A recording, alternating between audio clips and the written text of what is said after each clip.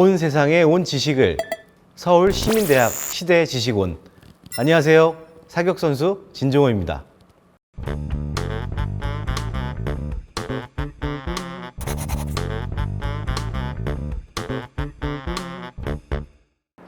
제 입으로 조금 말하기 쑥스럽지만 저는 올림픽 사격 역사상 유일한 3회 연속 금메달리스트이자 대한민국 올림픽 개인전 최고령 금메달리스트 주인공이란 타이틀을 가지고 있습니다.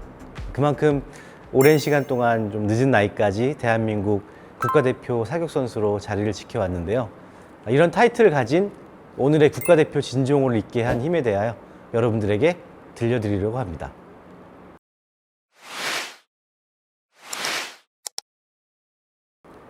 저는 고등학교 때까지 사격으로 특별한 두각을 나타내지 못했습니다. 평범하게 고등학교를 졸업한 뒤 군대를 가게 되었는데요. 군 입대가 제 사격선수 생활의 터닝 포인트가 되었습니다. 특기를 살릴 수 있는 경찰체육단에 입대했는데 그곳에서 어떻게 해야 힘든 것을 극복할 수 있을까 고민들을 많이 했는데 그때부터 조금 더 치밀하고 계획적으로 운동을 시작하게 되었습니다.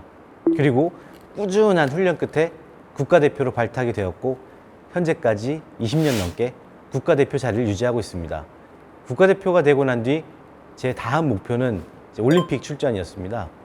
제가 더 성장하기 위해서 올림픽에 나아가야겠다는 꿈을 꾸게 된 것이죠. 그렇게 아테네 올림픽에 첫 출전을 하게 되었는데요. 이때까지만 해도 사격의 대중의 관심을 받기는 좀 약간 비인기 종목이다 보니까 스포트라이트도 받지 못했었고 오히려 그게 저에게는 득이 되었습니다. 아무 관심도 없고 인터뷰도 별로 없다 보니까 평소와 같이 편하게 경기에 임할 수 있었던 거죠. 그 결과 첫 출전한 올림픽에서 은메달을 따는 쾌거를 이루어냈습니다. 세부적인 계획을 세우고 차례로 목표를 이루게 되니 말로 다 표현할 수 없는 희열을 느끼게 되었는데요. 이 첫 올림픽에서 은메달을 따고 나니 금메달도 딸 수 있겠다라는 자신감이 생기면서 새로운 목표를 세우게 됐습니다. 그리고 다음 2008년 베이징 올림픽에서 이 삭발을 하고 짧은 머리로 경기에 임하게 됩니다.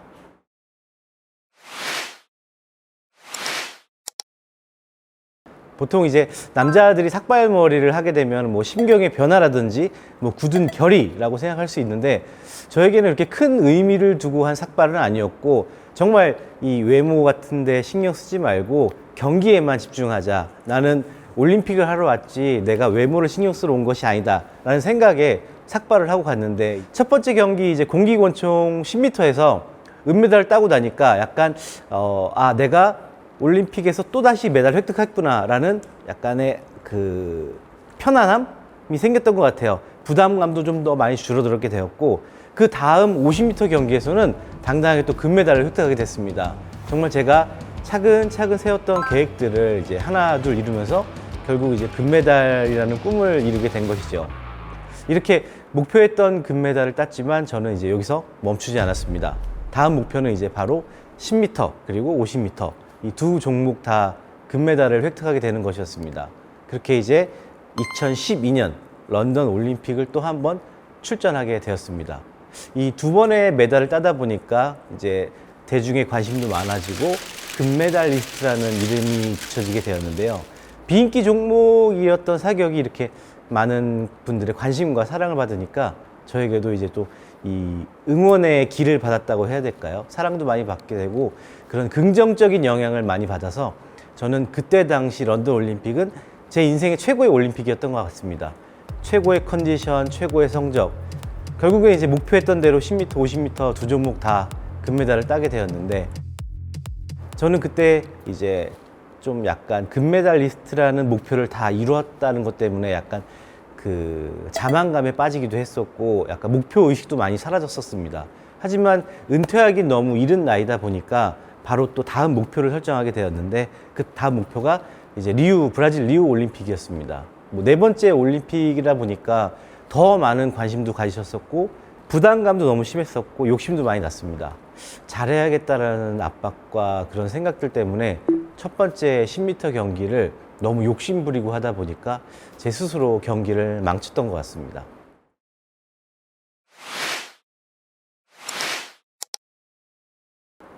10m 공기권총 경기에서 비록 5위를 했지만 이 금메달리스트라는 타이틀 때문에 좀 많은 좋지 못한 소리를 많이 들었어요. 하지만 제가 지금까지 뭐 했던 기록들과 대중들의 커진 기대감에는 좀 못 미치는 성적이었지만은 또 제가 그것을 바로 이겨내고 50m 경기가 바로 있기 때문에 빨리 긍정적인 생각으로 바꾸려고 많이 노력을 했습니다.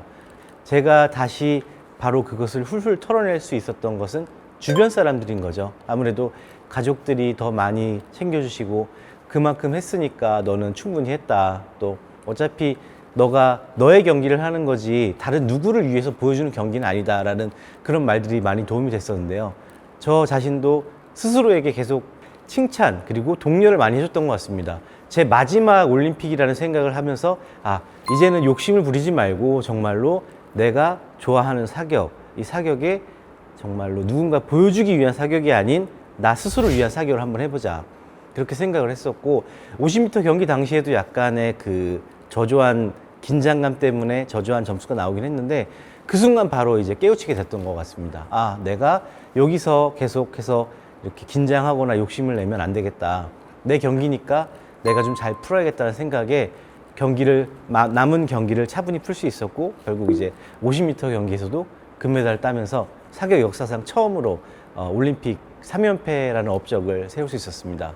이 밖에도 다른 여러 슬럼프도 있었고 다른 시련들도 있었었는데 2018년도 아시안 게임에서는 제가 그 장염으로 정말 너무 고생을 했습니다. 정말 양치질부터 시작해서 마시는 물까지 엄청 신경 써서 준비를 했었는데 이 장염이라는 것 때문에 결국 너무 힘들었었고 또 경기를 어떻게 이끌어 나가고 있는 과정에서도 또 이 사격 표적지의 기계 결함으로 정말로 또 이 평정심을 유지해야 되는 사격 종목에서 평정심을 잃었던 것 같아요.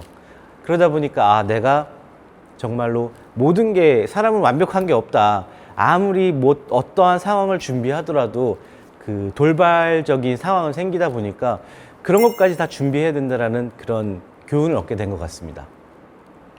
이처럼 저에게도 좀 약간 뼈아픈 많은 나날들이 있었고 실패하는 대회도 있었지만은 제가 이런 시련 그리고 슬럼프를 극복할 수 있었던 비결은 바로 이제 메모하는 습관 덕분이었습니다.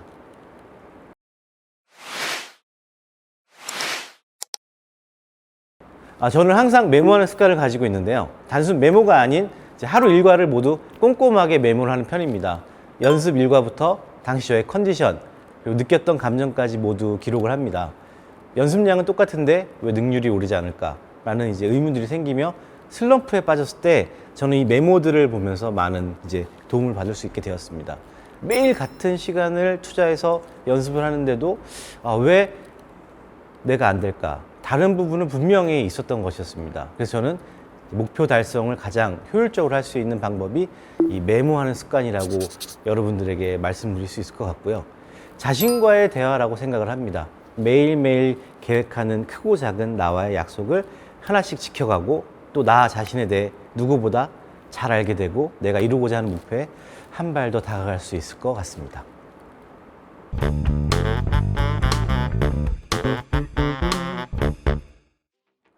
미국의 심리학자 윌리엄 제임스는 이런 명언을 남겼습니다. 생각이 바뀌면 행동이 바뀌고, 이 행동이 바뀌면 습관이 바뀌고, 습관이 바뀌면 인격이 바뀌고, 인격이 바뀌면 운명이 달라진다라는 말을 했습니다.